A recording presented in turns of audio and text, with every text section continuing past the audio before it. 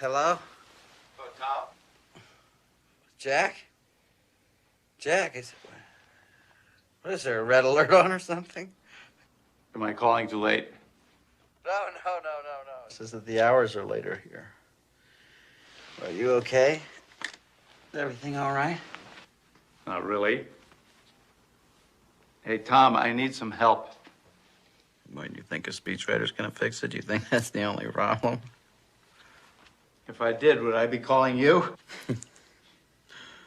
Look, I'm sorry I missed your presidential campaign. I just thought it was nuts. It looks like the voters agreed with you. Maybe it was crazy. Anyway, now I'm supposed to be running again for re-election to the Senate, you know, and people aren't giving anymore. No, they are giving, but maybe I just don't want the money. I don't have anything to say. I feel tapped out. Well, get away from there. It's a snake pit. It's a hall of mirrors for narcissists. Get a long way away. Oh, I wish. But it's impossible right now. No, come on. It's always like that. That's always part of the problem. Are you offering me a place? Yeah, sure. You could come over here. Come on over. May not be the White House, but, you know, at least here you're wanted. I'm so glad I came here. I shouldn't have invited him.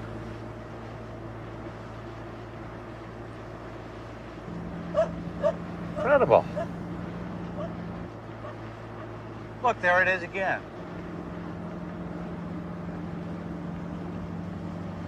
The Middle Ages got left behind on this rock. Time just moved on. There he goes again. That's him, all right. Always enthused and always ready with the right words for all occasions, as if everyone was still waiting for his opinion, as if life itself was one giant press conference.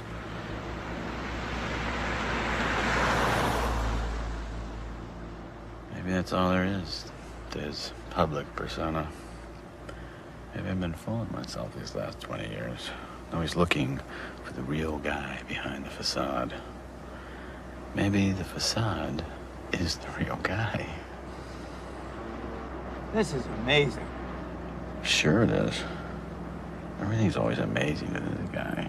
God, why am I bitching all the time? Maybe it's just a premonition that this trip's gonna be a disaster. I can't say that I need Jack's company at this time in my life. I'm residing quite contentedly in my own midlife crises. Thank you very much. This is about as far away from Washington as I could possibly get. Thank you. There he goes.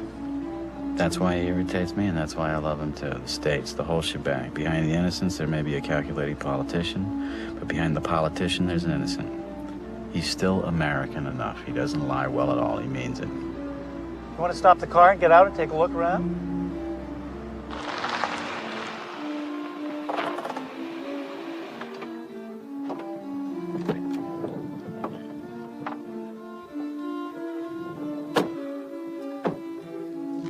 There it is. Mont Saint-Michel. What do you think? Beautiful. Yeah, you want to do something different? You want to walk over there? Walk across that swamp? Yeah, just like our ancestors did centuries and centuries and centuries and centuries ago. You're the one that wanted to do all the walking. Come on, let's go. Maybe your ancestors used to do this. But unless my mother likes me, I don't have a problem.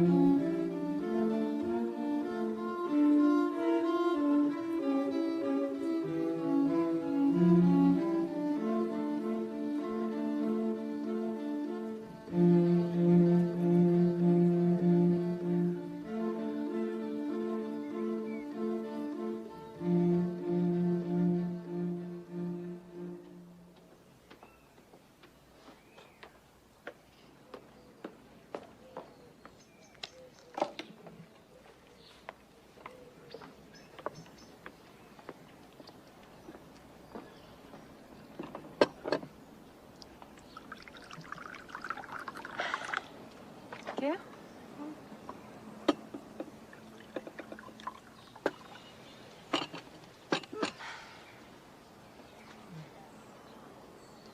So are we gonna do something today? I thought I'd finish my book.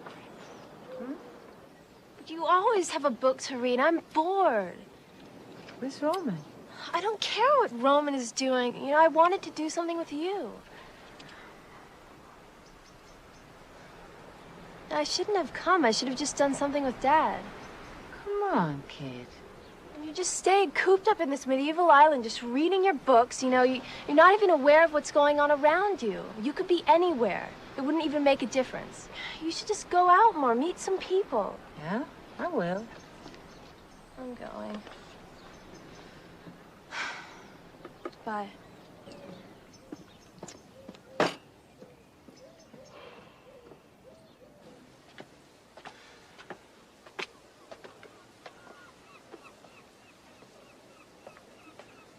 Are you moving to France permanently? What? I thought you couldn't live anywhere but in New York. What about the theater? Did you give that up for good? Well, it may have given me up for good. I don't think I'm enough involved in real estate to live in Manhattan. Or any other business, some other hustle, you know? I lived in New York when I was young inside of it. My friends and I were more interested in our work than in our investments. We weren't invidious, we were nurturing. And then, you know, alimony, the IRS, being denied the right to parent my own child, custody. They brought reality in, and hey, who needs it? You know, when Richard Nixon got on that chopper in 1972, I think the fight went out of all of us, didn't it? The big business took over and set the agenda, and boy, when you buy into big business, when you buy into that, man, you got to emancipate yourself from your morals, or you live a life of squeamishness. Is this our same old argument? I lost my morals, did I? Just automatically by going to work on things and staying inside the system? Well, Jack, you're taking me a little personally. I was talking about myself. I was saying that I got a little squeamish, you know? You know, I know a lot of people that work at a lot crasser jobs than you do, and they're happy, you know? They're happy, they're healthy, they're not depressed, they enjoy the material blessings. Me, I couldn't handle it. I couldn't stand it. I just couldn't. You know, Confucius say of the 39 steps of escape, the best one's flight, so I fled. And here I am in France, where I can pull down my pants. I'm enough of a retarded romantic, I guess, to believe that France is still a place where you can get away and think. So I'll stay. I guess. Or I won't. We'll see. This place is like a fairy tale. How did we wind up here? I bet there's some secret plan of yours behind all this. You know, I bet I could say the same thing about you. No, I just thought you might like to come here to discover that precious quality that the world so desperately lacks. Yeah. Vision. Perspective. Perspective, Jack. This is why the dead are placed in the middle of the town among the houses. Death is a part of life, not separate from it. But you will see there aren't enough graves for all the generations of Mont-Saint-Micheliens, so every decade or so the bones are dug up so new bodies can be buried here. And since they believed you will need your bones again on Judgment Day, they placed them nearby in the charnel house. Ugh, that's disgusting. I like cemeteries. And in the back there, in the church, there is a relic of a saint. What's the relic? Oh, maybe a shaving of the saint's fingernail or a scrap of the saint's teeth. Tell me, Jack, how do you expect to govern these people, That's a good question. You know, there was an Italian premier once, this was just before Mussolini, somebody asked him if it was difficult to govern Italians. He said, difficult to govern Italians? No, not difficult. Only useless. You didn't say that on the 6 o'clock news. No, but I thought it night and day. Maybe that's why I lost. Anyway, did they really think that their bones would keep until Judgment Day? Well, you got to remember that for them, Judgment Day was right around the corner. They expected it almost hourly. Just like us. I wouldn't say so. Judgment Day for us is different. Not exactly. I think Judgment Day for us is an interruption, a violation, a break in our concept of time. The bomb, the big one, you know? Judgment Day for them was kind of the ultimate day off, not the ultimate off day. They didn't have clocks. There wasn't any mechanical time. Time was season to season, dawn to dusk, Sabbath to Saint Day, and everything led towards Judgment Day. Judgment Day was the reason that everybody was alive in the first place. Judgment Day was a day of deliverance. It's kind of like, you know, Sunday when you get the Times delivered. Time was sacred. They'd ring a bell in the morning, they'd ring a bell in the evening, and those moments would change a little, but basically, the rhythm of their era was so different from ours that I don't think that we could even imagine it.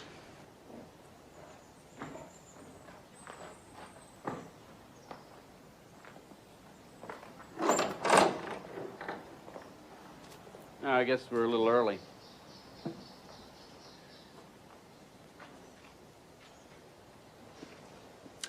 No saint stands alone. What? No saint stands alone. Every time I come here, these lines come to me, God knows from where. Sometimes it takes me weeks, even years, to figure out what the hell they mean. Did you ever read any of the books that I sent you? No, I'll tell you, not since you stopped thinking about coming back to help me with my speeches. Did you ever read any of the speeches I sent you? Oh, I tried. I mean, you know. The old attention span is not what it used to be. That's true, mine either. I don't have any attention anymore for anything that's not specific. Poetry just confuses me. Yeah, politics. Politics confuses everybody. Including its practitioners. But I know what no saint stands alone means. Oh, yeah? What? It's the essence of my profession. Because between every politician and his own point of view, there's always 3 fat cats, 2 PAC lobbyists, half a dozen microphones. No man is an island. Entire of itself, every man is a piece of the continent, a part of the main. Therefore, never send to know for whom the bell tolls. It tolls for thee.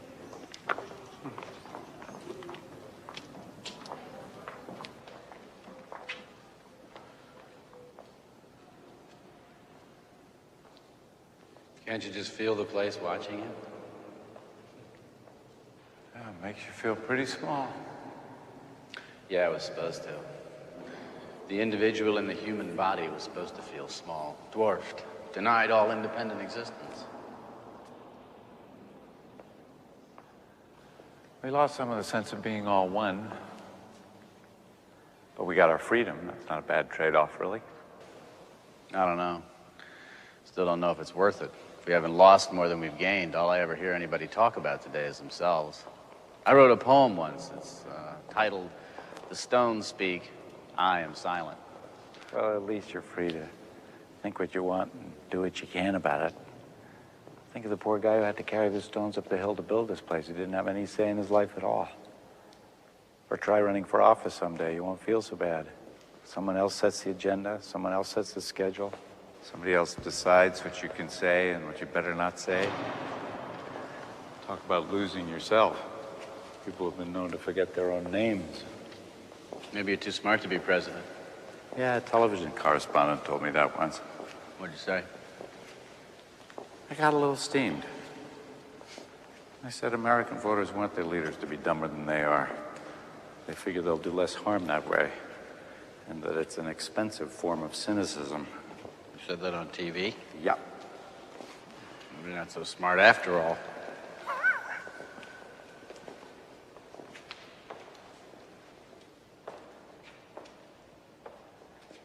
You go through here. It's up here.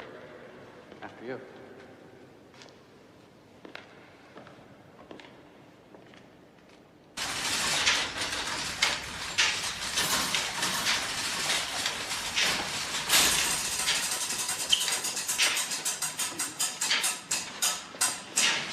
Look at this, look at this, look at this. This thing has been functioning for hundreds of years. Since before the beginning of modern times. Yeah, but this is different from the kind of time you were talking about before. Sunrise to sunset, Sabbath to Sabbath, isn't it? This is This is mechanical time, isn't it? You bet it is, you bet. I sometimes think that this clock, this machine, is what constitutes humanity's first real break from the world of nature. Wouldn't you say so? Hello? The clock did much more than that. It became the model of the cosmos. And then they mistook the model for the real thing. People got the idea that nature was just a giant clock, not a living organism, but a machine. That's exactly what I've been trying to tell this lunkhead. Exactly, word for word. Maybe you recognize him. Jack Edwards? And you're? Sonia Hoffman. I think I've heard your name somewhere. Yeah, maybe in a couple of hundred news broadcasts. He was a candidate for the U.S. presidency in the primaries. Oh, I vaguely remember. See, I'm not a voter. Most Americans don't vote either. I do know who you are. Me? You know who I am? I doubt it. You're Thomas Harriman, the poet. Well, yes, I am, but wait a minute. Let me get this straight. You recognize me, a poet whose latest work sold all of 12,000 copies, but you do not recognize this gentleman who was a presidential candidate in America? My God, woman, what's happened to your values? What do? I'm a scientist, and we do occasionally read poetry. As a matter of fact, I'm doing a lot of it these days. I'm on a sort of sabbatical. I'm an ex-physicist, an ex-American resident, an ex-voter. Ex-wife? This is very upsetting.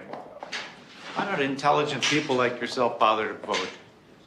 Well, forgive me, you politicians make it so hard. The ideas expressed by most of you, right and left, seem to me as antique and mechanical as that old clock. What's that supposed to mean? Well, if I was to explain that, I'd have to go all the way back to Descartes, if you remember him. Yeah? To be or not to be? I think, therefore I am. Yeah, well, we both went to college, yeah. Well, Descartes was the primary architect of the view that sees the world as a clock. A mechanistic view that still dominates most of the world today, and it seems to me, especially you politicians. Mechanistic. Is that a real word? Mechanistic, mechanical, mechanics? Yeah, it's a good word. Mechanistic, as if nature functioned like a clock. You take it apart, reduce it to a number of small, simple pieces, easy to understand, analyze them, put them all back together again, and then you understand the whole. Isn't that what's known as scientific thinking, Miss Hoffman? Really? What you call the mechanistic view, isn't that what the scientific method's all about? Is it? Well, I don't think so, but I'd like to kind of hear from the physicist, Jack. All right, I'm sorry. Please continue. Well, you're right in a way, Mr. Jack. Call me Jack. Okay, Jack, you are right in a sense. But it wasn't always so, not before Descartes. When he introduced such thinking, it amounted to a revolutionary break with the church. He said, I don't need the Pope to tell me how the world functions. I can find that out for myself. Because to me, the world is just a machine. And then he became fascinated with clockworks and made the clock into a central metaphor. He said, I consider the human body as nothing but a machine. A healthy man is like a well-made clock. A sick man is like an ill-made clock. Well, the metaphor seems a little clumsy now, but it worked, didn't it? Yes, so successfully that scientists came to believe that all living things, plants, animals, us, are nothing but machines. And that's the fallacy. It carried over into everything, arts, politics. I don't know. It seems to me that most people don't even remember who Descartes was. I'm sorry. I guess I just don't follow you. But he'd like to. If you could just break it down into 30-second media bites, that's more what he's used to. Very funny. All right, what is it that I don't recognize? What's so bad about Descartes? But there's nothing bad about Descartes. In fact, I think Descartes is wonderful. He was a godsend to the 17th century. But times have changed since then. We need a new way of understanding life. That pendulum, for example, has long since been replaced by a tiny quartz crystal. And these magnificent hand-forged wheels turned into a microchip the size of my thumbnail. That's how far modern science has left mechanistic thinking behind. But you politicians, you seem to have that clockwork still ticking in your head.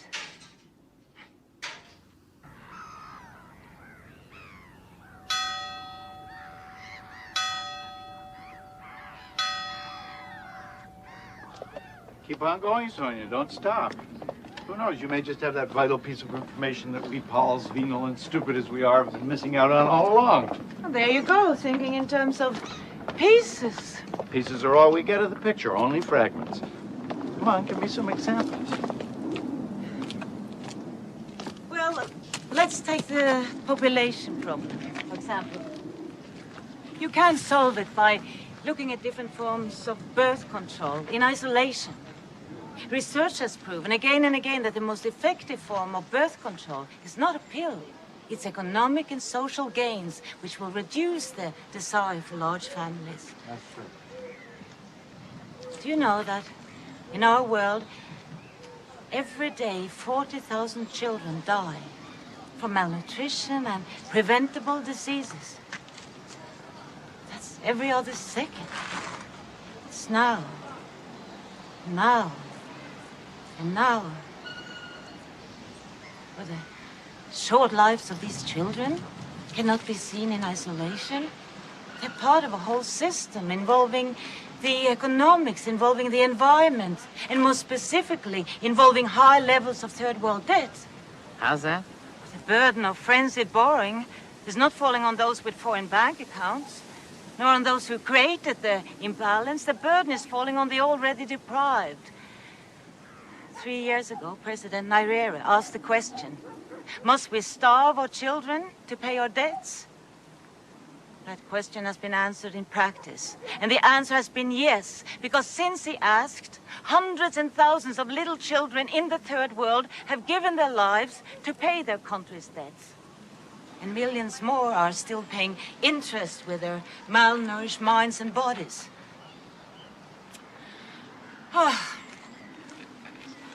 Take Brazil. Do you know that they are destroying the Amazon rainforest at the rate of 1 football field a second? Now.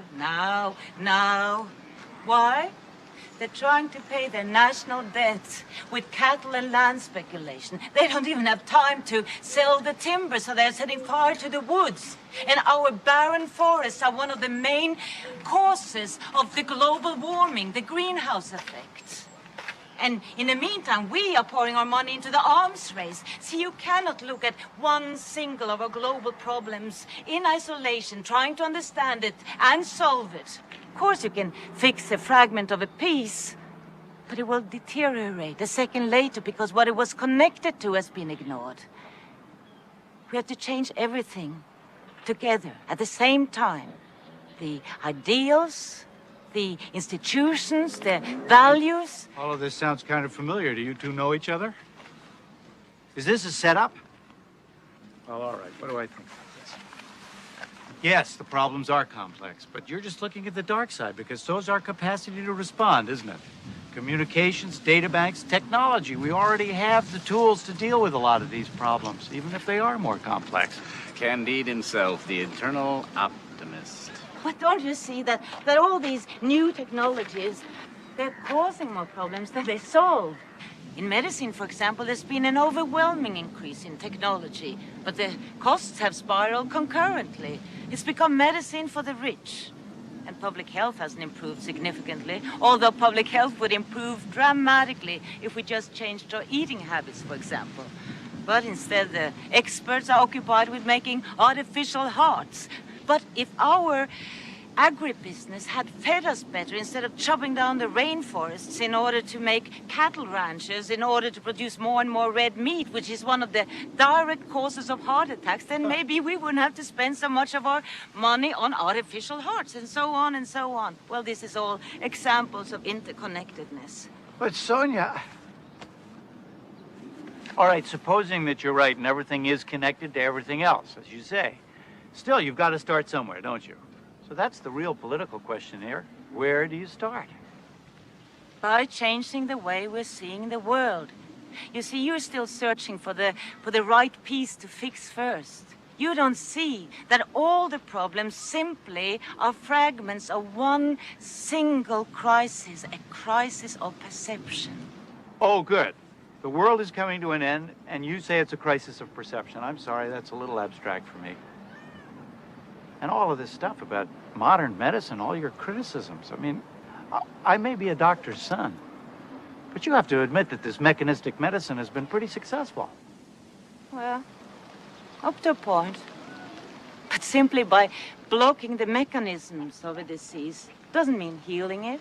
I mean, it's like in politics. It's just shifting the problem to another sphere. Are you going to help me in this, or are you going to leave me stranded out here in this argument by myself? I'm going to leave you stranded. I'm going to leave you stranded. Okay. A person goes to a doctor today with recurring attacks of gallstones, and the doctor takes the gallbladder out, and lo and behold, the pain goes away. Now, you could say that the doctor is working from a poor perceptual model, that he just concentrated on a part of the clock that wasn't working and removed it. But the fact is, the patient is out of his pain, he's feeling better, and the clock is ticking again. His perceptual model worked.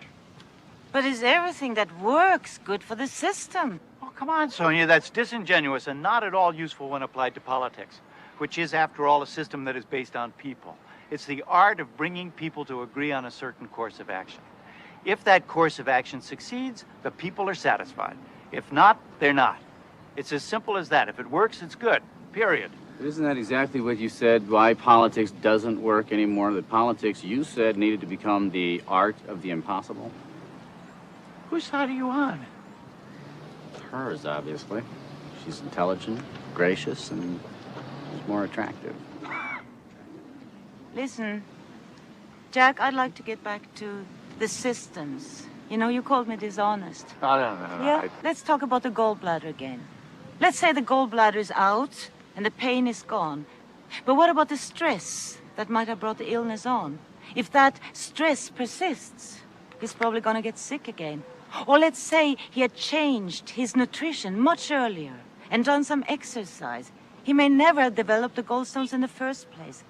See, a little health education might have been much cheaper than the operation. A lot less painful, too. But our system doesn't encourage prevention, it encourages intervention. Okay, you're not disingenuous, but to blame all this on a French philosopher who's been dead for 300 years, isn't that a little out of proportion? Maybe even a little eccentric? No. Not if I'm right. See, my point isn't to condemn Descartes' thinking. It's simply to recognize its limitations. Might have been extremely useful to perceive the world as a machine for 300 years, but that perception today is not only inaccurate, it's actually harmful. We need a new vision of the world. What's that quotation? It's foolish for a society to try to cling to its old ideas in new times, just as it's foolish for a grown man to try to squeeze into the coat that fit him in his youth. Something like that. Thomas Jefferson. Maybe you're not crazy.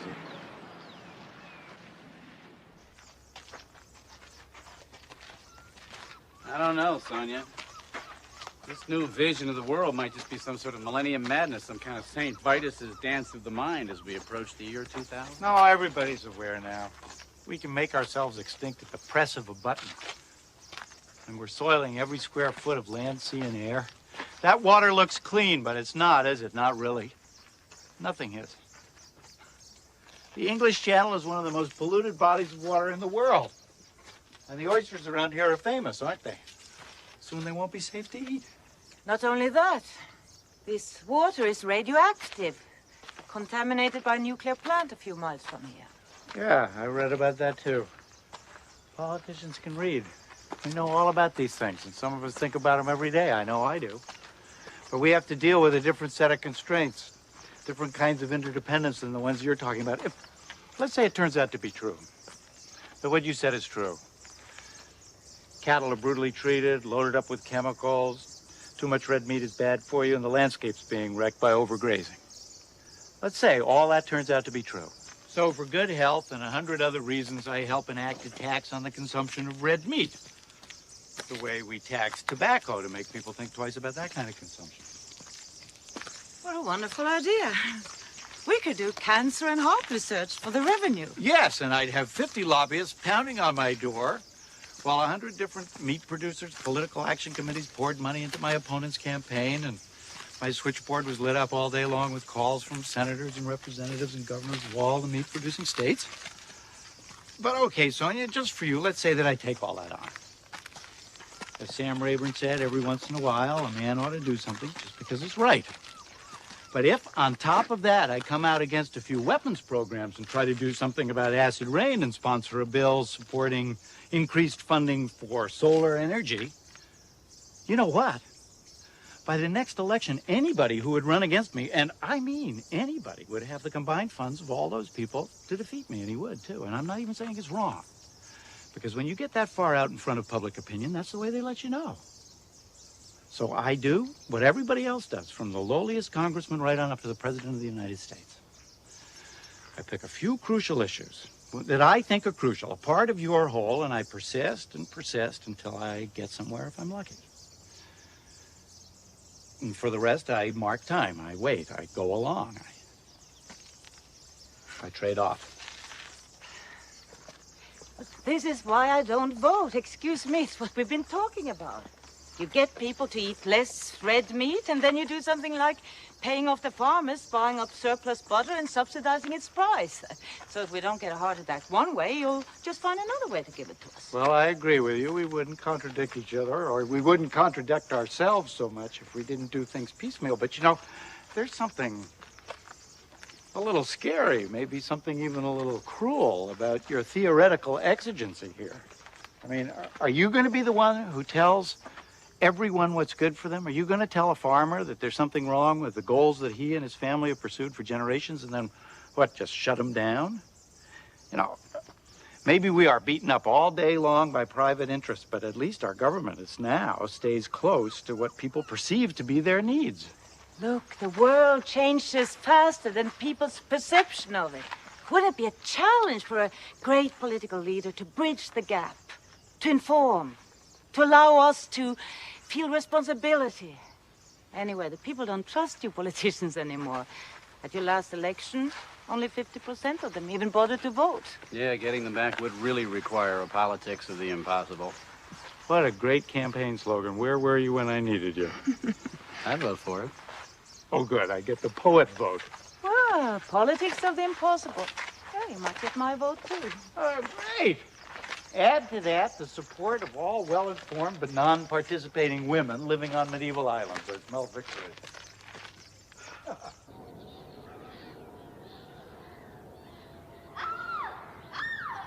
C'est génial, on est chez Freddy ici, Ouais, c'est hein? génial, on va faire une fête. Ah, fais plus fort! Ouais, Ah! dans ça, il arrive, vite, viens.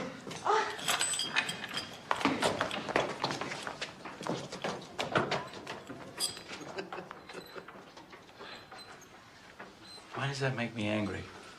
Oh, probably because they don't want to have anything to do with us.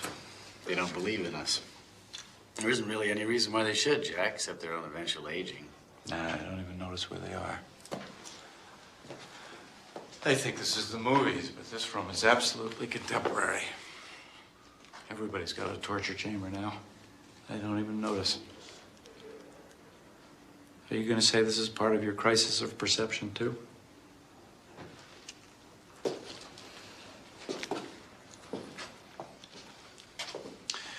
Yeah, or maybe we're all led a little towards death, like wolves to the weak.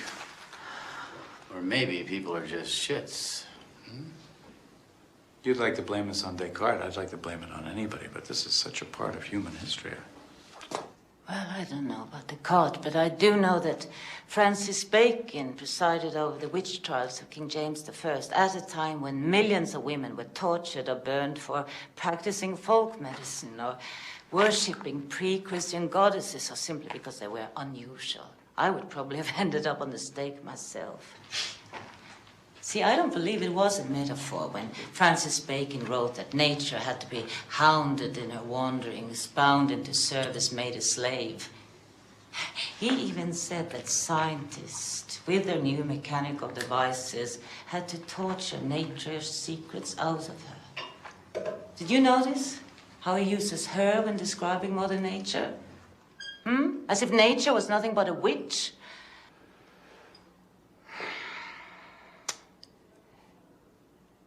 Yes.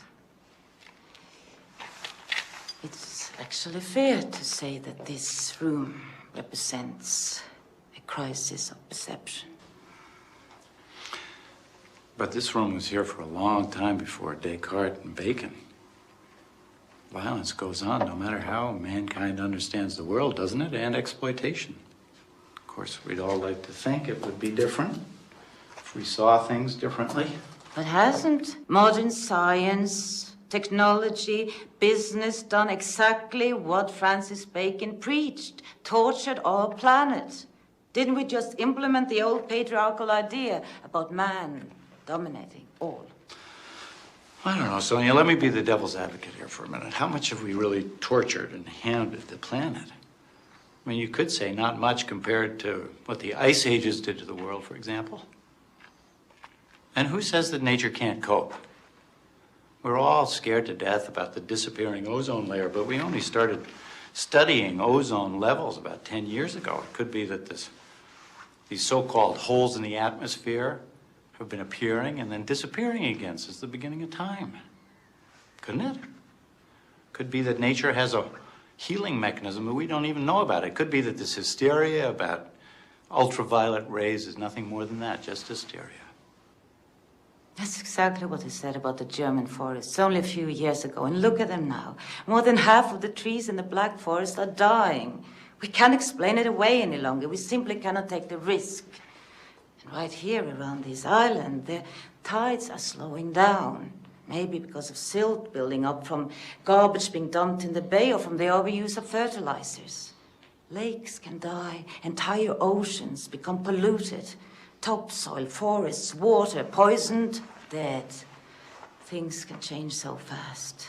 In the hands of man, nature becomes fragile. Rain becomes acid. I agree with everything you said, but why this patriarchal fixation, I mean, in Salem, those women witches were betrayed by other women. Phyllis Schlafly, a woman, has written that God's greatest gift to mankind is the atom bomb. I mean, these are women. Why can't you just say what's patriarchal is what's evil in both men and women and let it go at that? There's plenty of that to go around. Unless, of course, you happen to believe that these women were brainwashed by men like Patty Hearst. Why are you so scornful? Look, there are two great principles functioning in this entire living world. The male principle, pick the adjective, the aggressive, dominating, whatever, and the female principle, nurturing, caretaking, gentle, whatever. What I am saying is that these two principles may have been in a rough balance, but now the men, and yes, I do think it is the men, have created the tools, the weapons, both intellectually and physically, to bring these two principles way out of balance. We have been placing mechanistic tools in the hands of power-oriented patriarchal people. I'm saying you men are out of control now. And I, you, we all, we are the victims. So what's the risk? What's wrong with giving the female principle an opportunity? And I say, let's get out of this room. It's having a torturous effect on our relationship.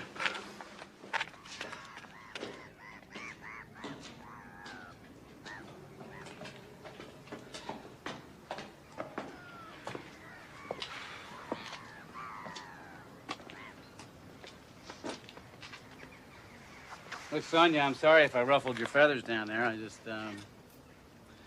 you know, I'm a failed husband, so I'm a little too sensitive about all that stuff. I'm also a starving poet and a bad teacher. And Jack here is another midlife casualty, except that his wife is still around. I don't know, maybe there's a connection in there somewhere for you. What do? I mean, what brings you to this far out and remote place? Well, let's see, I'm a scientist, still, even though I'm on a semi-permanent sabbatical. How come? I got tired of seeing my work fed to the U.S. Defense Department. I'm a physicist. The only woman in my graduate department. The first in Norway doing quantum field theory. My specialty was lasers. That time, the challenge was to design lasers of ever shorter wavelengths. The shorter the wavelength, the more powerful the laser. Our ultimate goal was to create an X-ray laser. And one day, I hit upon an unusual idea, which, as it turned out, led to a major advance in that X-ray laser. Well, when you do something like that, science treats you very well. I got many attractive offers, first from Paris and then from the States, and I took them, finally working quite happily in Boston. Until one day, I discovered totally unexpectedly that my work was being perverted. See, I had always looked at the medical applications of my work, of using this laser to provide holographic images of cells or even molecules. It could have helped us solve so many puzzles, even the formation of cancer cells. But what really happened was that a more sophisticated version of my idea was being used in the Star Wars program. And it blew my mind. It made me reevaluate my whole profession. Anyway, to cut it short, in the midst of other events, I just got up and left. What were the other events, if I may ask? Experiences not all that different from yours, I suppose. I left Boston, and eventually I came here. I just came one day from Paris, and the place took hold of me. I kept coming back. Well, there were weeks here when the storms chased the tourists away, and I had this place all to myself. I started to look at how my special knowledge of subatomic physics relates to the way I perceive the world at large. And I don't know, but I think that I have something to say after my time here. I don't know yet if it will fit into a coherent whole, but this is what I think about when I take my morning walks, which today, for some reason, brought me to you two. See, every morning I walk across the island, regardless of the weather, trying to understand its other language. The stones speak, and I am silent. Something like that, yes. That's from a poem, isn't it? Well, maybe, I don't know, you know. Do you ever write down any of your thoughts? Oh, yes, all the time. I'd like to combine my notes into a book and call it ecological thinking, as opposed to Cartesian thinking. Cartesian? Yeah, Descartes wrote in Latin. His Latin name was Cartesius, hence Cartesian. Really? I thought it meant map-like, like a map. No, you didn't. You thought it meant like a la carte. Yes, like a menu. Then his name would have been Menusian. I'd like to offer this ecological way of thinking as a new way of looking at things. Help us overcome this crisis of perception. See, what I found here is that to think in an ecological way simply makes more sense of everything. It gives me a much firmer grasp of reality. It gives me strength. Knowledge is power? Yes, but in the sense of personal empowerment, not that old male urge for power over others. Descartes' evil empire again? Descartes had a dream. It was really Isaac Newton who made that dream come true, who transformed it into scientific theory, into power. They got us keep from single vision and Newton's sleep. William Blake. I'm very impressed. No, you two would have a lot in common. You'd have a lot to talk about. He was writing in poetry 200 years ago what you're saying today in prose. He hated Newton. He hated the concept of single vision. He dedicated his entire life to making art that denied single vision. Of course, the people of his time thought he was a crank. Whereas they revered Newton almost as a god. By reducing all physical phenomena to the motion of material particles, the motion caused by the force of gravity, he was able to describe the exact effect of gravity on any object with precise mathematical equations. We call it Newton's laws of motion. Really the great achievement of 17th century science. You mean all that stuff that I slept through in high school, like any good poet, all that square root of the hypotenuse divided by a pinch of magnesium, all that stuff? Well, in the right hands, or should I say, aroused minds, these equations seem to work beautifully.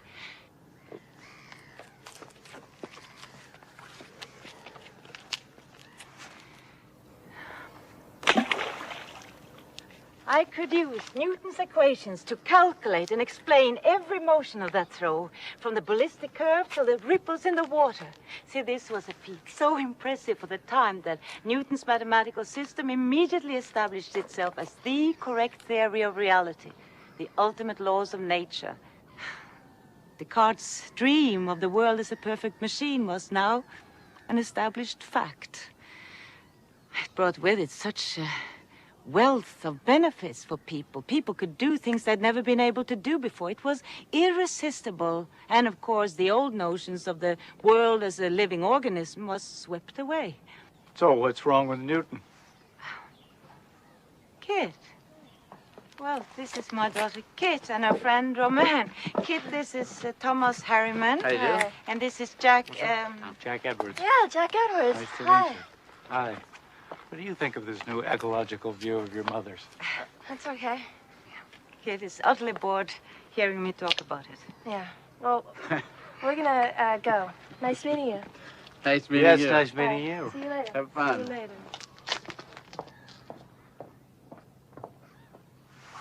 Oh, so she's living here with you?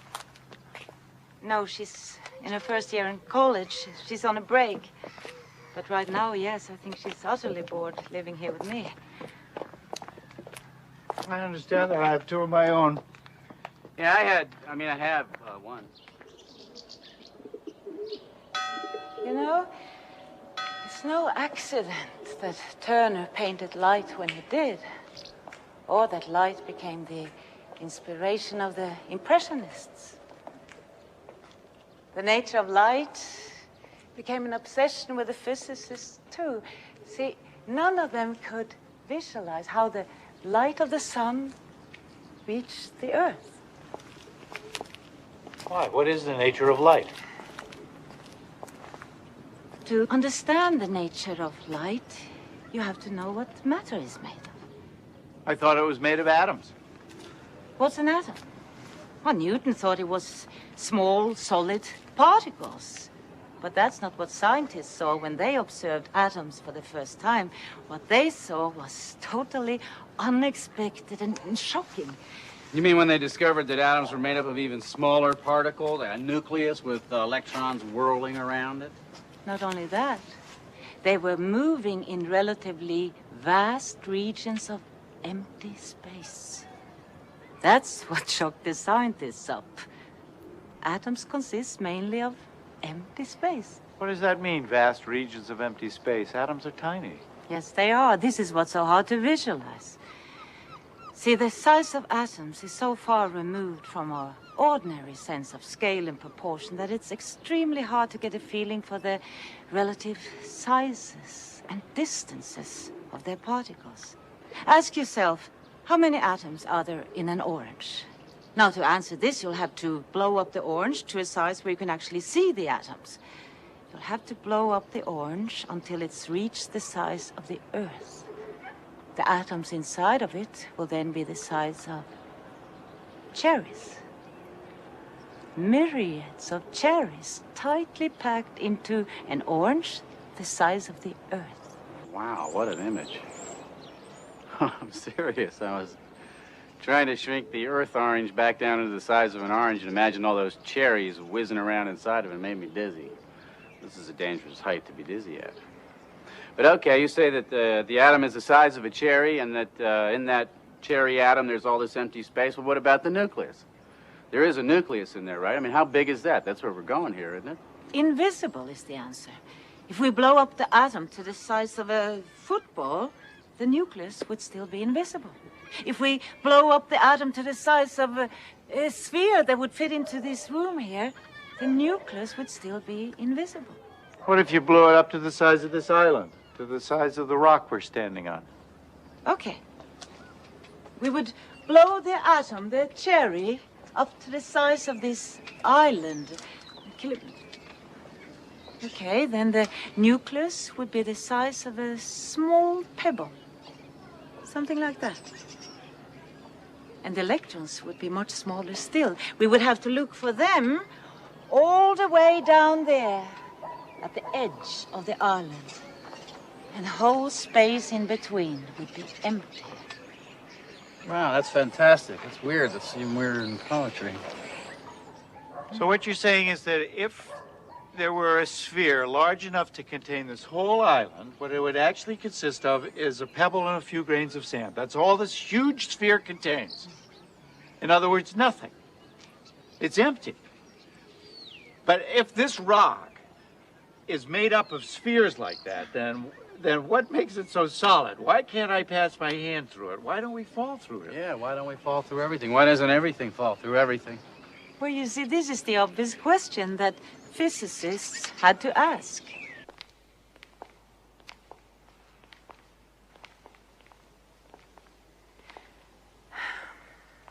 Now remember that all the Newtonian concepts were based on things that could actually be seen, or at least visualized.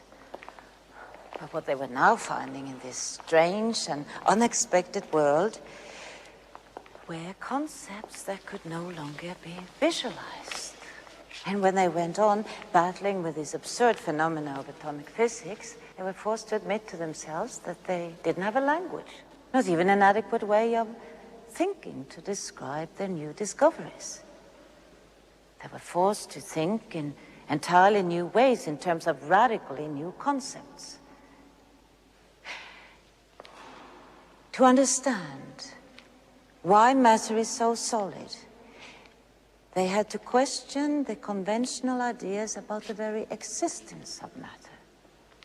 And after many frustrating years, they were forced to admit that matter does not exist with certainty in definite places, but rather shows tendencies to exist. Tendency? What the hell does that mean?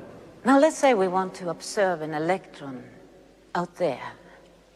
Now, we cannot say that it is in a definite place. We can rather say it has a tendency to be out there in the front rather than in the back. Or here to the left rather than over there to the right. In scientific language, we actually don't speak about tendencies. We speak about probabilities. I seem to remember voting for a bill in the Senate that gave some physicists a lot of money for a detector that they said would tell them exactly where an electron is. Were we being gypped? Not at all. The strange thing is that when you actually make a measurement of the electron, it is in a definite place. But between measurements, you cannot say that it is in a definite place, or that it has traveled a definite path from one place to another. You mean when you want to measure it, it just sort of shows up? Yeah. Oh, kind of like out-of-work actors or presidential candidates like Jack Edwards. What do you think? What do you think? Hey, tough guy. Yeah. My knees hurt. Okay, let me get this straight. You measure it and the electron is there. It shows up, like Thomas said. But in between measurements, you can't say for sure that it's in a definite place, or even that it went on a definite path from one place to another. So how does it go from here to there? It moves, doesn't it? No. You mean it stays in the same place? No. Well, wait a minute. Either the electron moves or it doesn't move. Well, you can't say that. Well, are you getting a feeling now of what these physicists felt? You see, an electron doesn't move from place to place, and it doesn't stay in one place either. It manifests itself as probability patterns spread out in space. And the shape of these probability patterns changes with time, something which might seem like movement to human perception. Are you saying that the electron sort of gets smeared out over a large region, and then when you measure it with the measuring gun, it collapses into a small point? You got it. You see, all subatomic particles, electrons, protons, neutrons, manifest this strange existence between potentiality and reality. So at the subatomic level, there are no solid objects. No, they are not. Well, if there are no solid objects at the subatomic level, how are there solid objects at any level? That's the amazing thing. This simple question, what makes this rock so solid, goes way beyond our power of imagination. I mean, I cannot explain this to you in visual terms. Of course, I can do it in mathematical equations, but there's no metaphor for it. How can you live in a world that's unmetaphorical? I mean, you have to perceive reality in some way. I mean, this is solid. Okay. Let's take an atom from within this granite, a silicon atom with its 14 electrons. Now, the probability patterns of these electrons arrange themselves like shells around the nucleus, each shell containing several electrons. Now, within the shells, the electrons are everywhere at the same time, so to speak. But the probability patterns that resemble shells are extremely stable and very hard to compress. Matter is solid because probability patterns are difficult to compress. That's as good as it gets. So I was right to sleep through Mr. Giddis's physics class. That little model he made out of Tinker Toys with sticks and balls, that was wrong, right? Right, wrong. Yeah, it's a lousy visualization, but then no one did it any better. If the doors of perception were cleansed, everything would appear as it is, infinite. William Blake.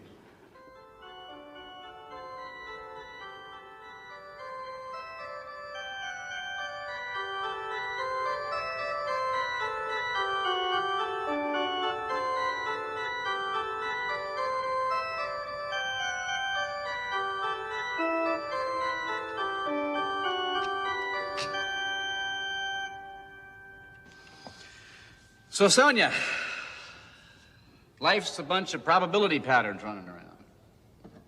Probability patterns of what? Of interconnections. What? Well, what I'm trying to say is that these probabilities are not probabilities of things, but probabilities of interconnections. See, Jack, that's what she was trying to tell you. See, we tend to think of subatomic particles as some kind of small billiard balls or small grains of sand.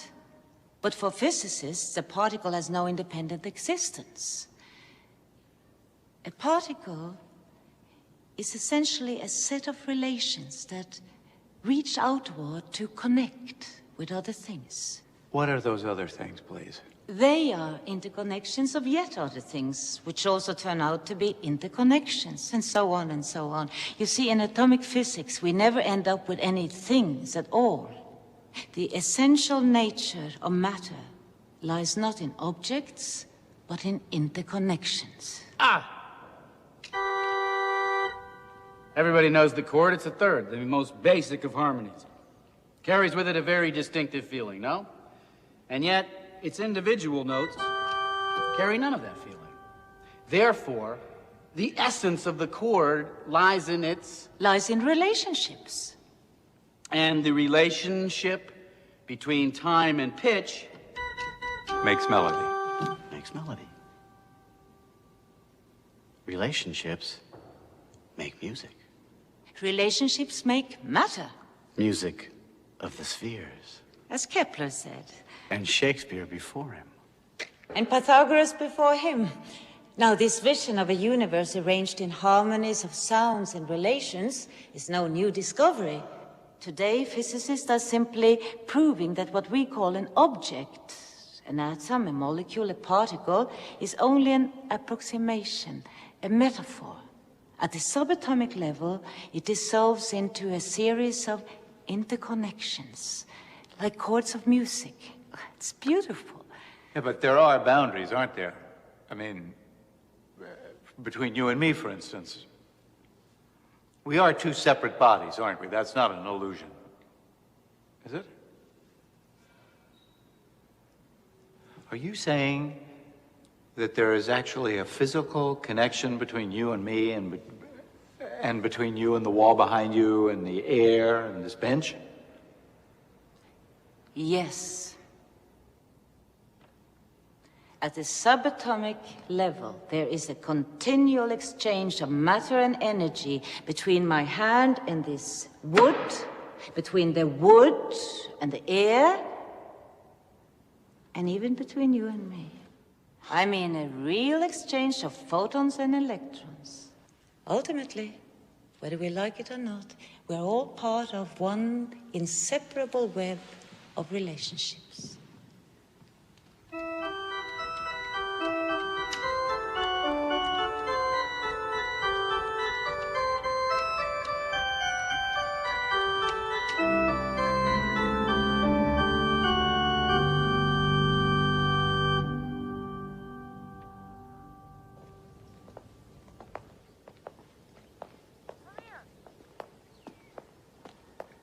How does all this explain light?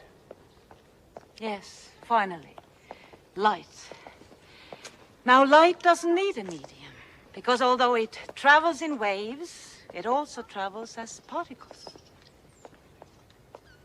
Light is both particles and waves? Yes, but the particles of light, which we call photons, are of a very special kind. Unlike other particles, they never stand still. They never speed up, they never slow down. They always travel at the same speed, the speed of light. And the waves are not ordinary waves, like water waves. They are abstract patterns of probabilities, traveling in the form of waves. Patterns of relationships like everything else. Exactly. I get it. Well, I don't get it, but I get it. Let there be light. And like light, a great variety of other high-energy particles, cosmic rays, bombard the Earth. All these particles colliding with the air, creating more particles, interacting further, creating and destroying more particles. And we are in the middle of this cosmic dance of creation and destruction, all of us, all the time. Shiva Nataraj. I beg your pardon? Shiva Nataraj, the Hindu god of dance. The Hindus believe that Shiva's dance sustains the universe, that Shiva's dance is the universe. The ceaseless flow of energy going through a multiplicity of patterns, dissolving into one another. That's physics. No, that's poetry. That's wonderful. No, really, that's great. But I hope this doesn't bother anybody. What do you do with it? What's it for? Well, you don't do anything with it, I don't think. You just think about it, contemplate it. Are you guys hungry? I'm hungry. Let's go get something to eat.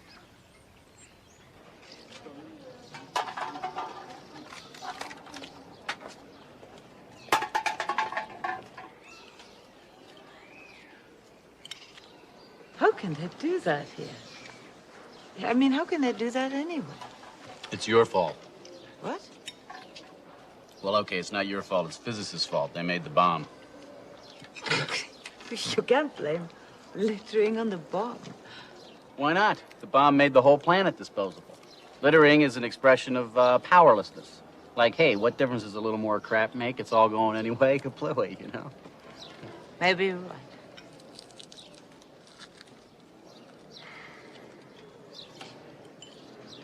You know, I visited Hiroshima 10 years ago. I went to the museums. I saw the photographs of devastation. I went to the Peace Park, looked at all the monuments. Statue of a mother with a baby. Statue of a goddess enveloped in paper cranes. Big peace bell. And then I saw a mound, about 6 feet high, covered with grass. It wasn't decorated in any way. It wasn't a symbol of anything. No monument. It simply contained the ashes of the atomic bomb victims. The actual remains of what was left of tens, maybe hundreds and thousands of men and women and children. Incinerated because of our knowledge. A flash of light that burned them and obliterated them and totally transformed the world. And as I stood in front of that mound of ashes, I felt that I was face to face with the victims of, well, I can't say the victims of my work as a scientist, as a physicist.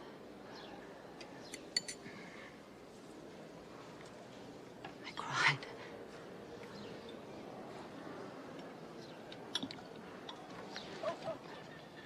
When I was little, up on the 3rd floor with my brother, we'd lie in our beds watching the heat lightning flashes, and he'd say, "What's that?" And I'd say, "That's it. That's the big one. We're all gonna die."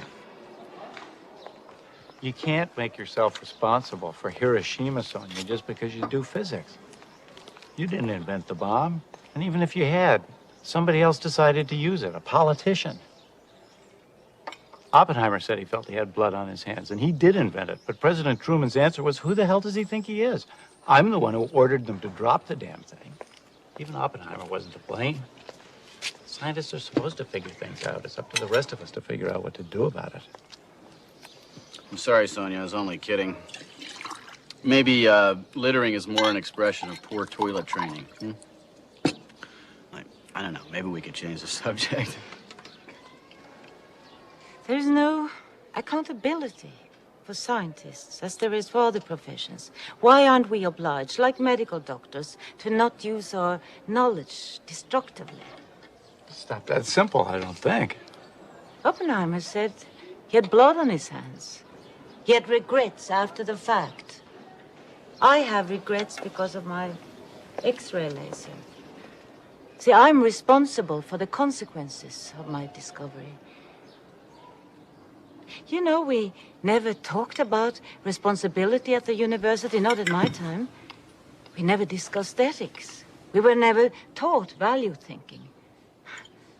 No one induced upon us the wisdom of the American Indian tribes who made all their important decisions with the 7th generation in mind.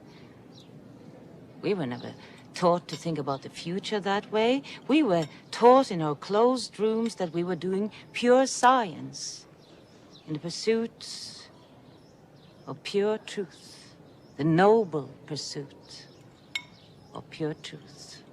Well, that's what science is, Sonia. Don't be so hard on yourself. No, that's what science was, maybe. But pure science hardly exists today. The scientist isn't sitting in his lab anymore, choosing to work on what fascinates him most. Science is expensive. The Pentagon, who pays most of it, decides what is fascinating. 70% of all science done in the United States today is paid by the military. We give our knowledge away without thinking about the values, without thinking about who is responsible. Well, but there is oversight. I've served on some of those oversight committees. Scientism is an irrational belief in the truth of science.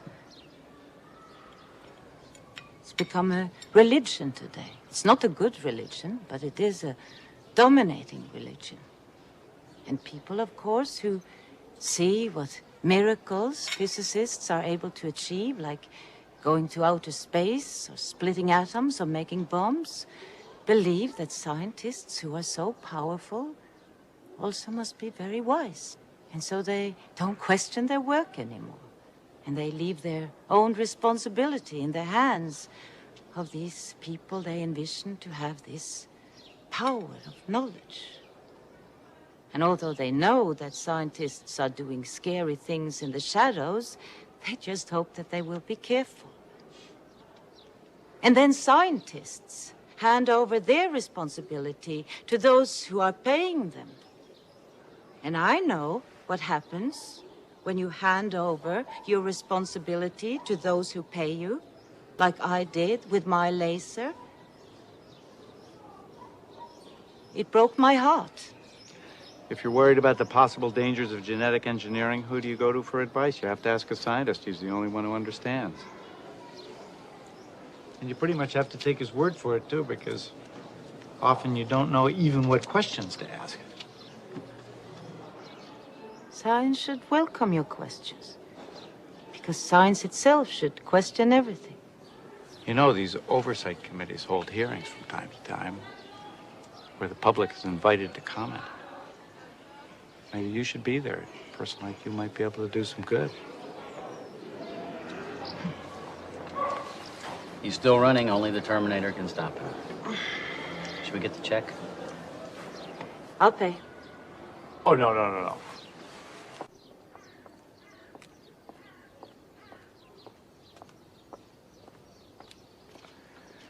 1968, Chicago, Democratic Convention. The cops are getting ready to charge the demonstrator, and I'm standing there next to this guy who I have never before seen in my life, and I say to him, well, I'm going home. And he says, don't go home, go into politics. And like a fool, I listened to him. That guy was Jack, who is today a conservative Democrat, whatever the hell that is. I was working for a delegate. I wasn't even a demonstrator. I was just trying to get into the hall. And the cops charged the crowd. We all got tear gassed. I broke my nose. We all spent the night in Mayor Daley's jail. Whatever happened to all those people? Jesse Jackson got most of them. The rest of them went to sleep. I don't mean politically, Jack. The primaries are over, okay? I mean personally. I mean, whatever happened to them? Where do they go? Where do they live? What do they do? Well, I don't know personally, but politically, the Green Party got them, at least in Europe. Peace activists, the environmentalists, the feminists, the old student left. The Green Party got them all. What happened to them, really? I think it proves that ecological thinking is getting stronger and stronger. People who see the whole picture, who see that all these questions are related to each other. She's back. Gorbachev? Gorbachev, was he at the Chicago demonstration?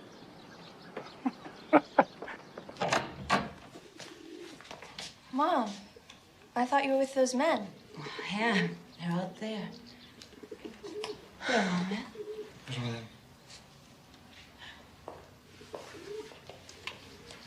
We're going to the beach. Changing my shoes.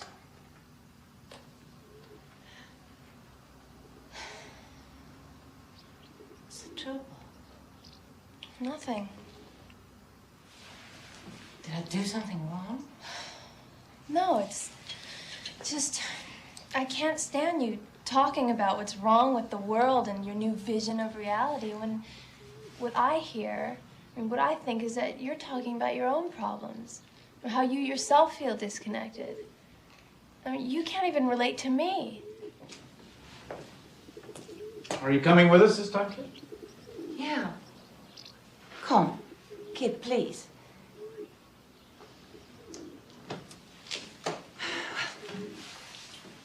Do you mind if I go? No. Mom, I like Jack. Be real with him. Don't bore him to death. Kid, he's a married man. It could do you some good.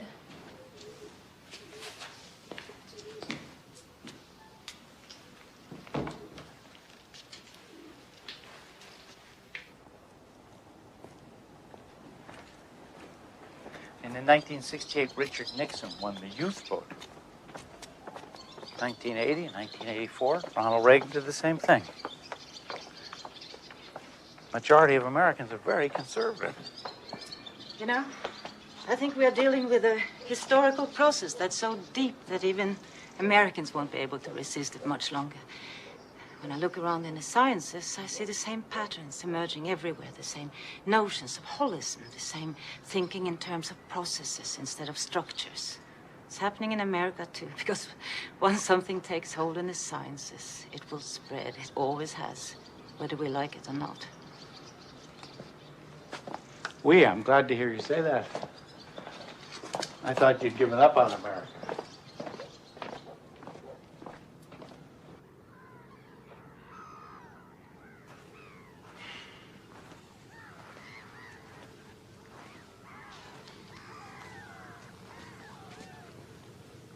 What's wrong with him? The color has probably caught him. He's a poet. He's got a license to be moody. It's taken him miles from his home, but it's kept him free. So... I sometimes think he can change his thoughts, his point of view about anything, anytime he wants. If he meets someone like you who sees things in a completely new way, he's totally free to go along with it. And should you succeed in really changing his views and win him over, you can be sure he'd sit right down and put those new ideas into a play or a poem. And people would admire him for his flexibility. And you feel constrained by your constituency. Yeah, kind of. They want me to be the good old conservative Democrat they voted for. And basically, that's what I am. Anyway, I'm supposed to represent them. It's not all up to me. It's supposed to be the will of the people that sets the course. And the government that finds the means, the best way to give the folks what they want. Of course, it's all a mess right now. The problems are so complex. There's so much crossover from one problem to another. It's hard for people to even begin to think about them.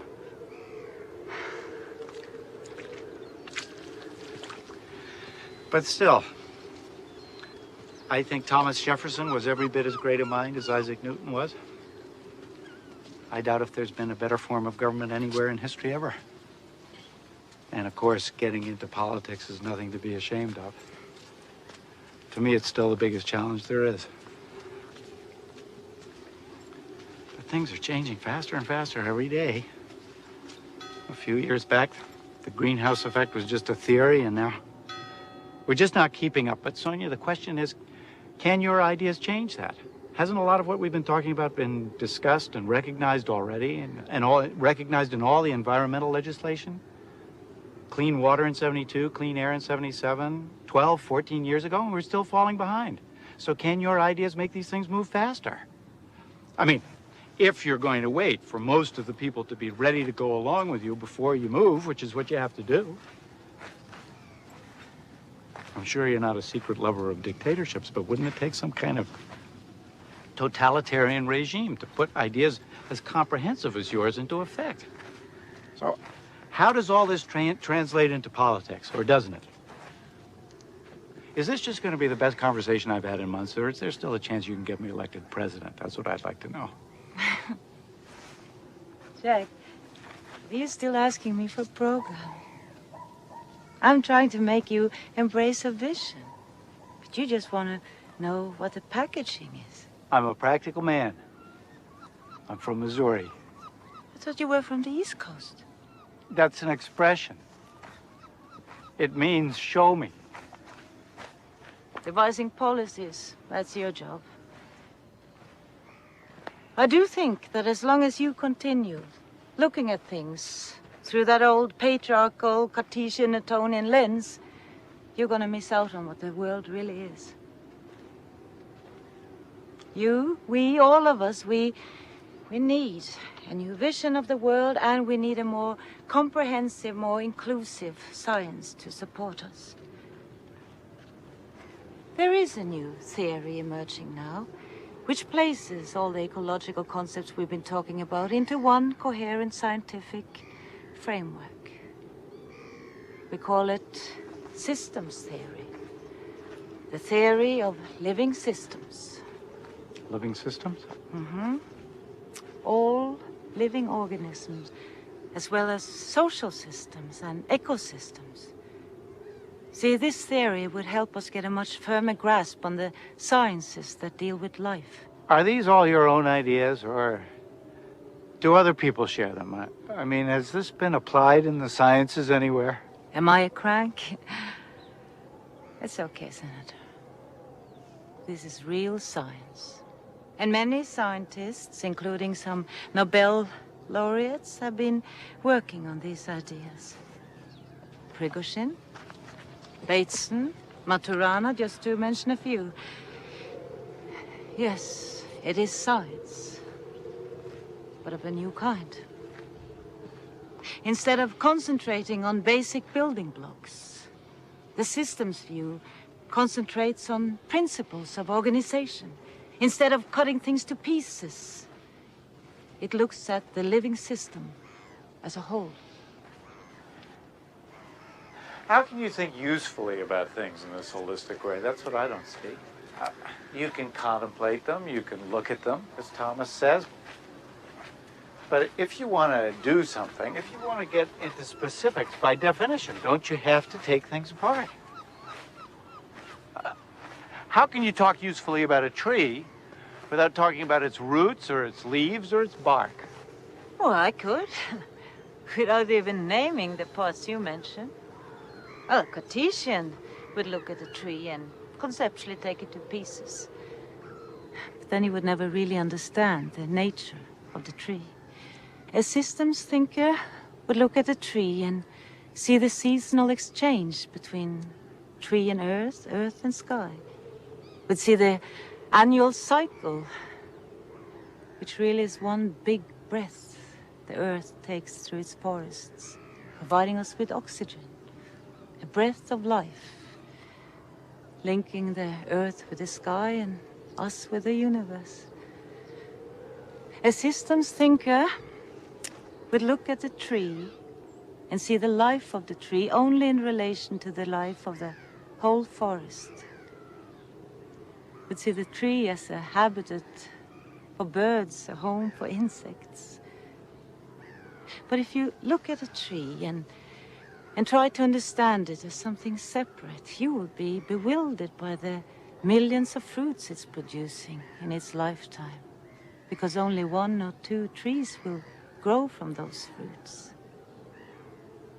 So if you look at the tree and see it as a member of a larger living system, that abundance of fruits will make sense, because hundreds upon hundreds of forest animals and birds will survive because of them.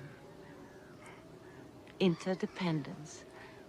And the tree cannot survive on its own either. To draw water from the ground, it needs the fungus that grows at the tip of each root. And the fungus needs the root to survive, and the root needs the fungus. If one dies, the other dies.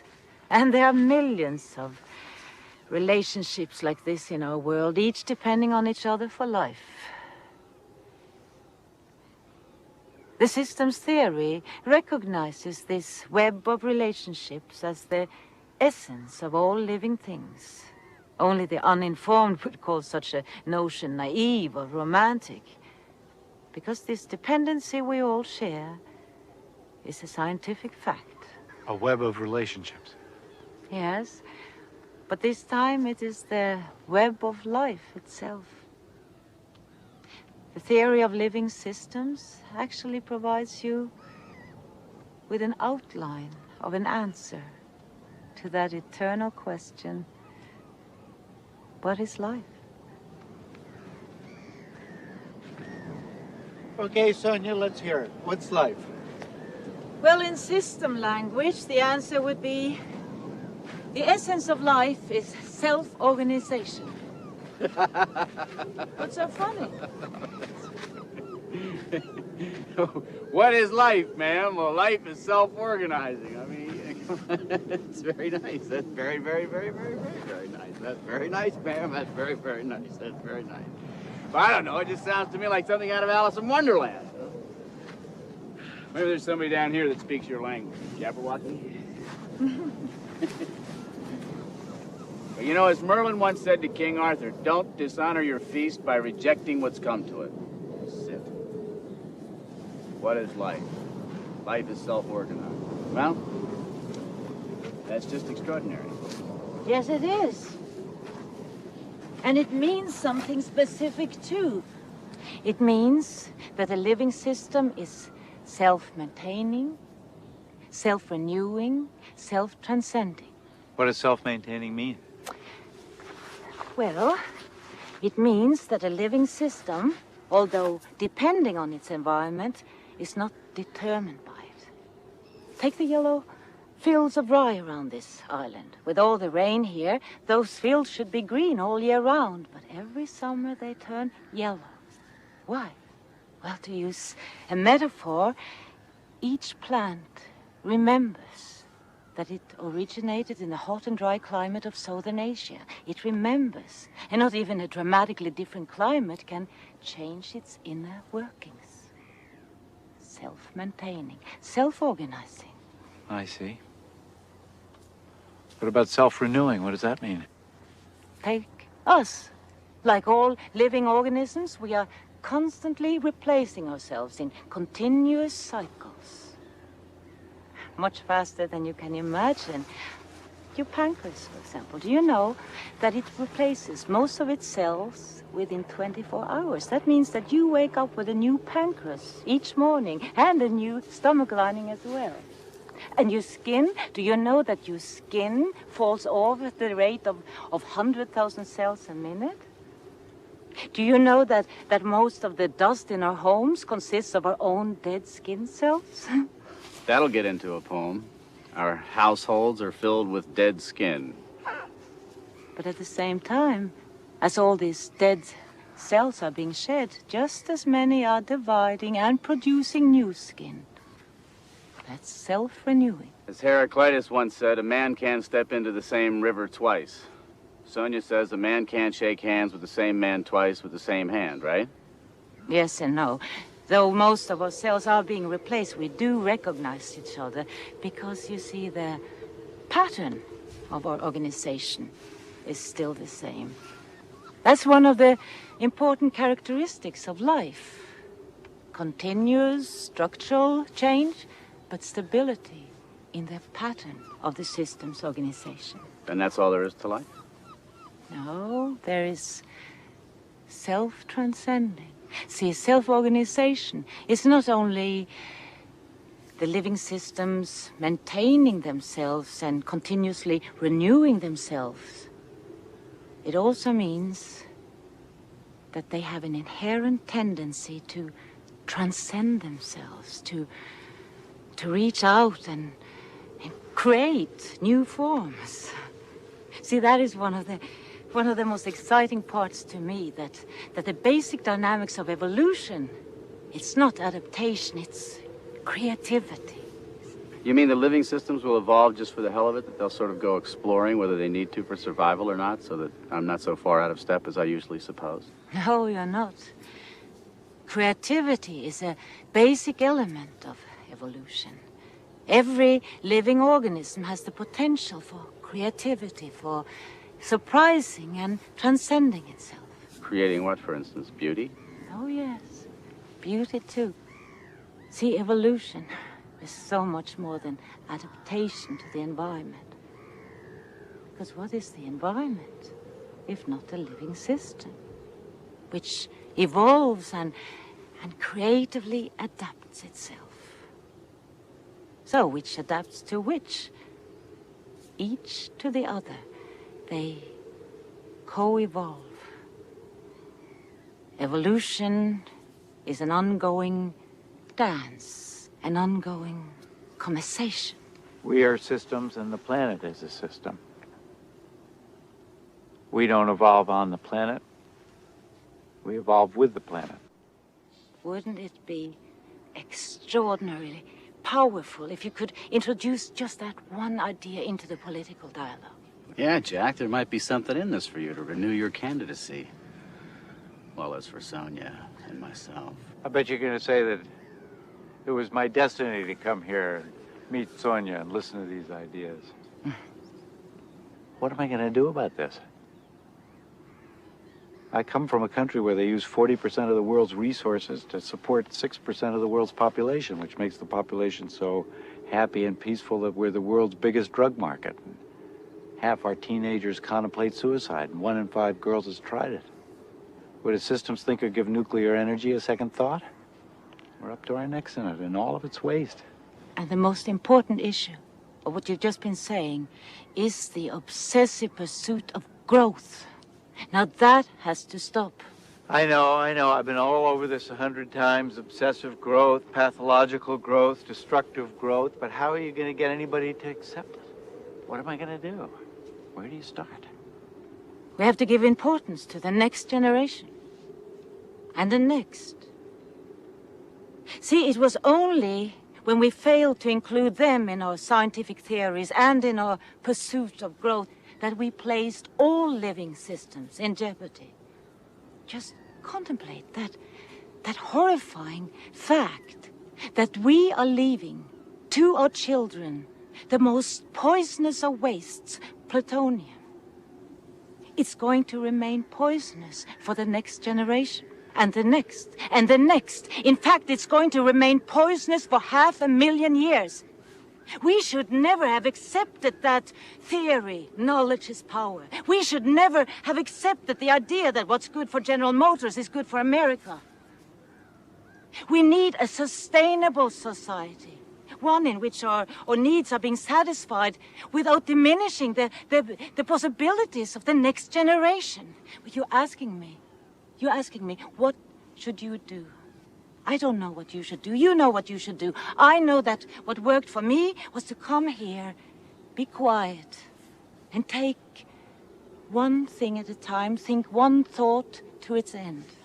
Now, that was my first real step.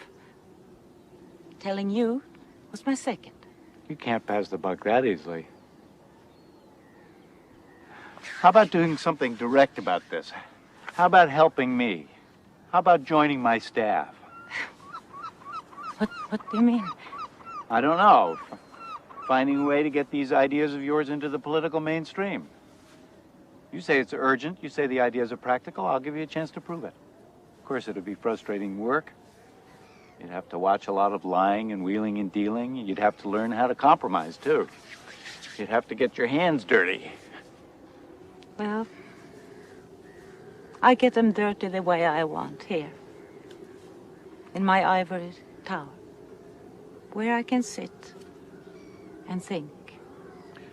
Something that Jack, with his tenacious pursuit of the common good, not to mention his own career, just doesn't seem to understand how an individual can want to get away. A long, long way away. Thousands and thousands and thousands of miles away. So that you can have the luxury of being a voice crying in the wilderness instead of being one of many voices trying to be heard over the clamor. Believe me, I can appreciate being here. I can understand why that'd be nice. I see the pedestrian nature of political work, but look, if you're gonna say no, don't say anything. Just think it over.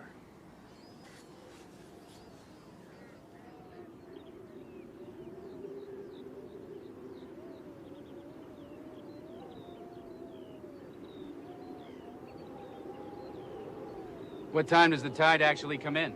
It'll be soon now. It's going to reach its all-year high today. You can go closer. Come. Thomas must like you. He doesn't usually have this much time for other people's ideas, do you? Well, not yours, maybe. No, that's not nice. Yes, I like her. I like you. Yes. A lot of guts.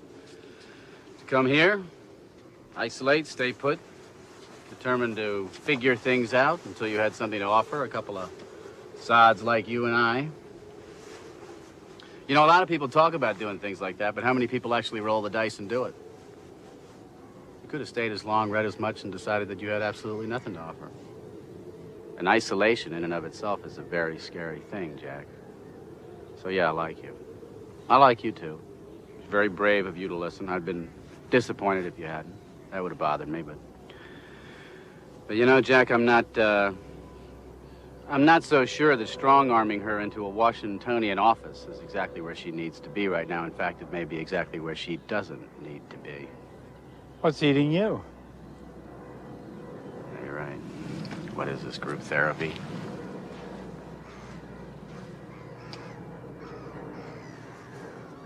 All of this is covered in water when the tide comes in, isn't it? Oh, yes. Including the pastures.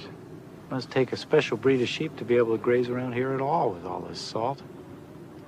And how could the grass grow without the manure and the sheep grazing on it?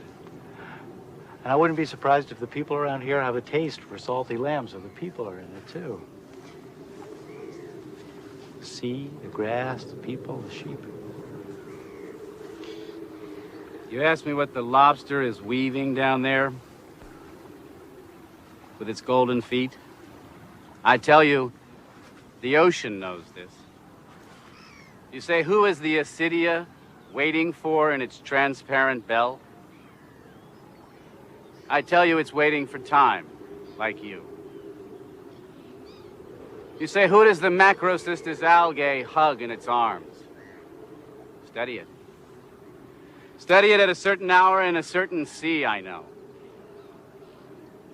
You question me about the wicked tusk of the narwhal, and I respond by describing to you how the sea unicorn, with a harpoon in it, dies. You inquire about the kingfisher's feathers, which tremble in the pure springs of the southern shores.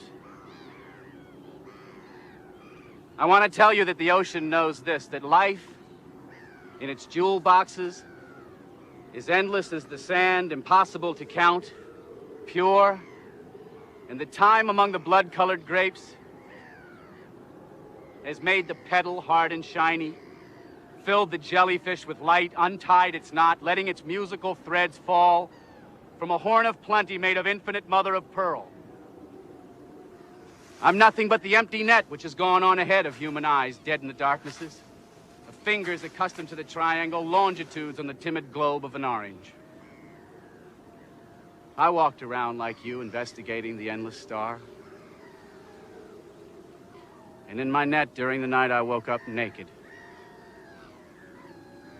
The only thing caught? A fish. Trapped inside the wind. Pablo Neruda. Pablo Neruda! Does that remind you of anything? Walked around investigating the endless star? Isn't that what you do, Sonia? And in my net during the night I awoke naked. Isn't that what you do? Don't you take your net and throw it out into these far-out places of quantum physics and systems theory and don't you find that the only thing you ever catch is your own self back again? Like a fish trapped inside the wind. Where are the other people in your system, Sonia? The ones you love. What about these tourists here that we feel so superior to? Aren't they too like fish trapped inside the wind? And I don't know, maybe even the feeling's more terrible for them because, you know, they don't have words to describe it. So tell me, Sonia, where are all of us in there?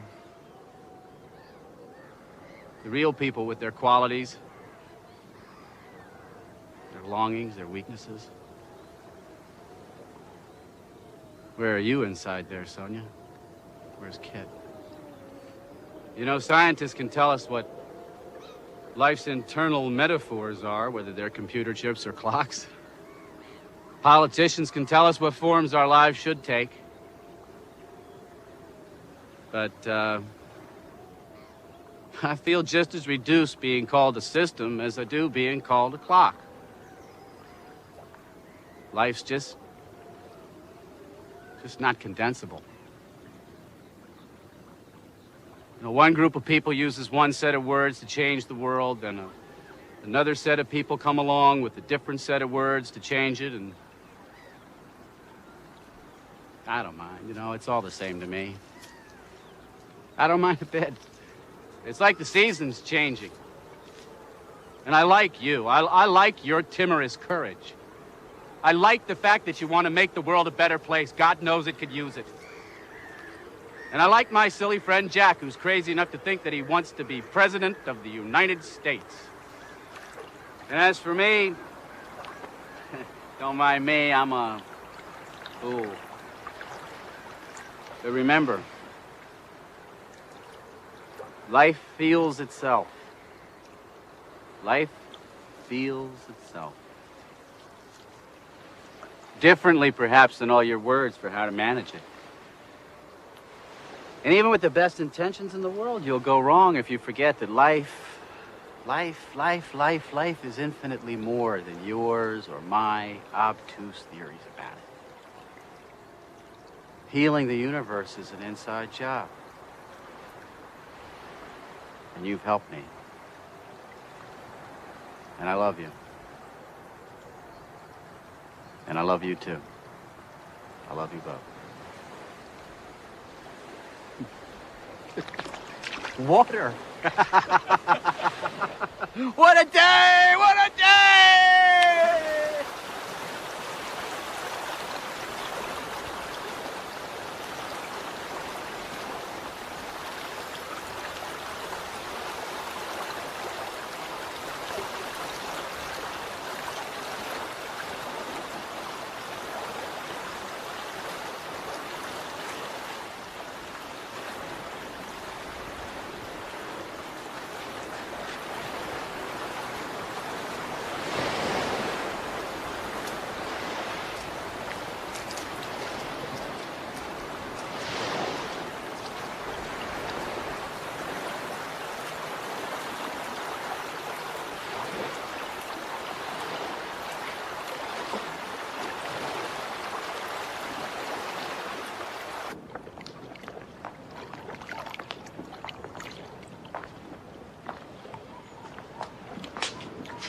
Well, if we're going to go, we better leave now. Well, why don't you just stay? I don't know. Why don't you just come? Anyway, thanks. Thank you. Don't thank me. I love the day. I hate goodbyes. Maybe it's not goodbye. Please think about what I said. Let us know how the water rises. Does that matter? Of course it matters. Let it get all the way back to the line. Let it renew itself, right, Sonia? Maybe come to Paris to let me know. Or Washington. Or New York.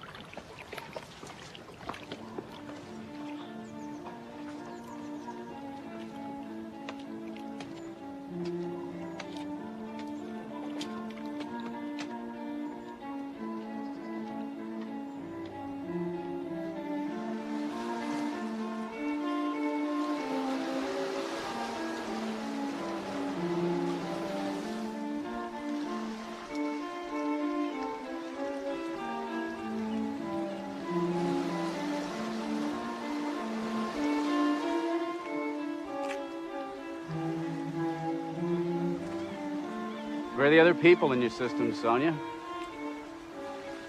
The ones you love.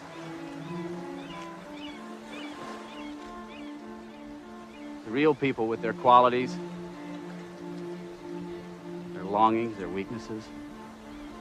Mom, are you okay? Where are you inside there, Sonia? Where's Kit?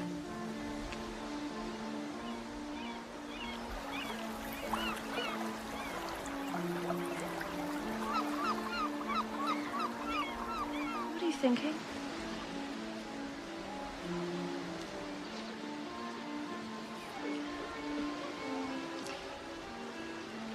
Shall we go home?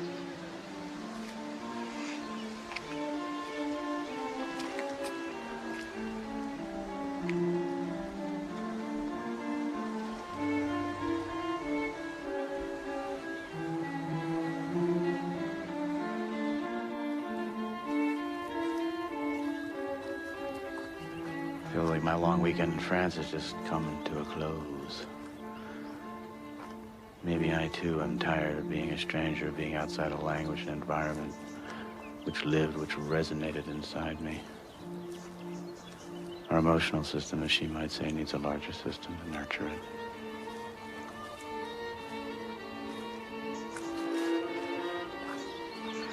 Doesn't make any difference. You're locked in with the people you know. You need to belong somewhere.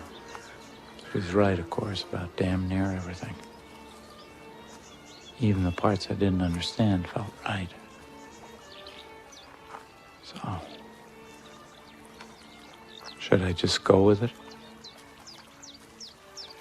Is this one of those turning points?